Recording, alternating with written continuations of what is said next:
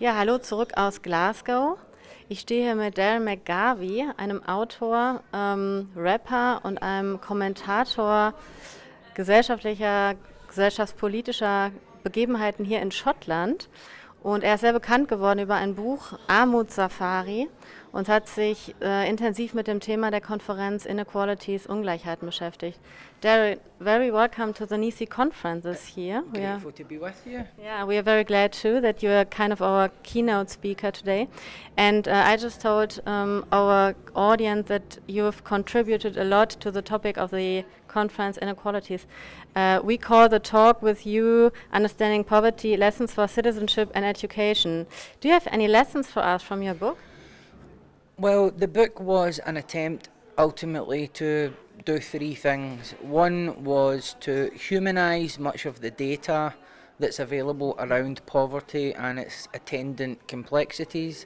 The other was to create something with which people who grew up in poverty could identify with, so vividly describing that experience, that visceral insight, while at the same time speaking in a language that those who perhaps operate in spheres of officialdom, whether it be third sector, politics, to speak in a language that they also understood. So you're trying to hit various demographics simultaneously, thus creating a space where people who normally wouldn't speak to each other can come together and walk alongside one another long enough to begin to intuitively understand where each distinctive group is coming from on this issue.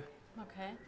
And if we take that as a lesson from you, do you also expect some lesson from here or from the conference?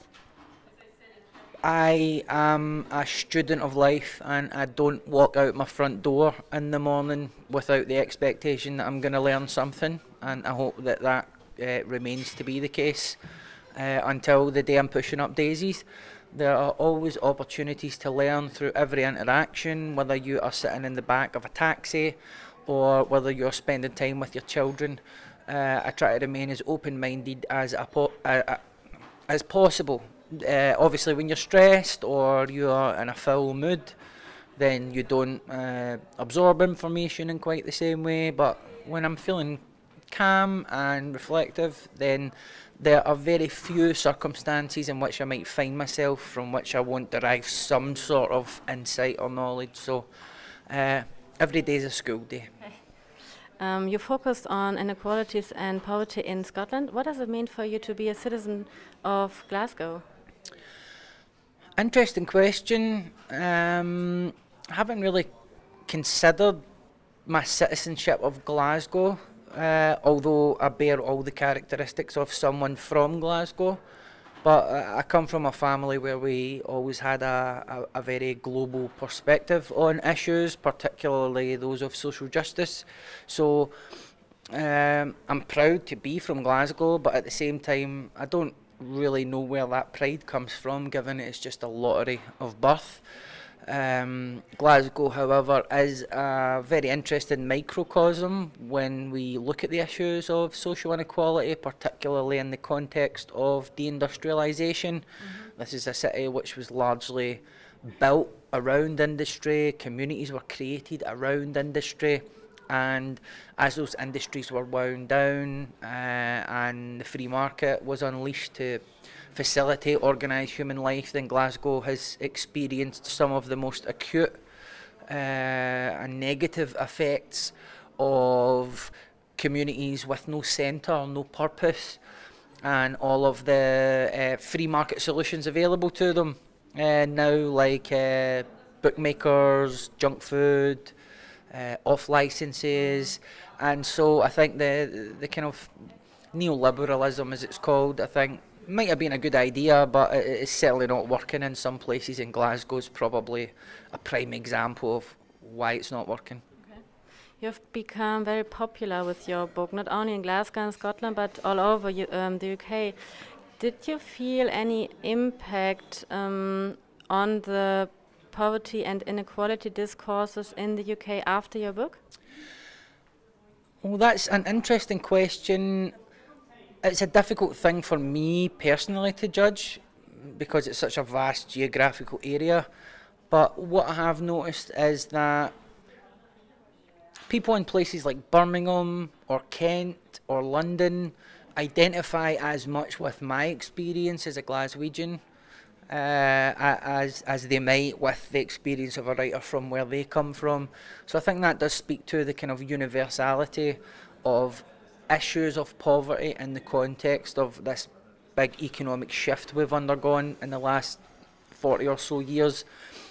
So it's been heartwarming, and also it's given me a sense of perspective in that I used to think everything that was going on in my life was specific to me and specific to Glasgow, and I realised that Glasgow is just one place where these broader trends are being expressed.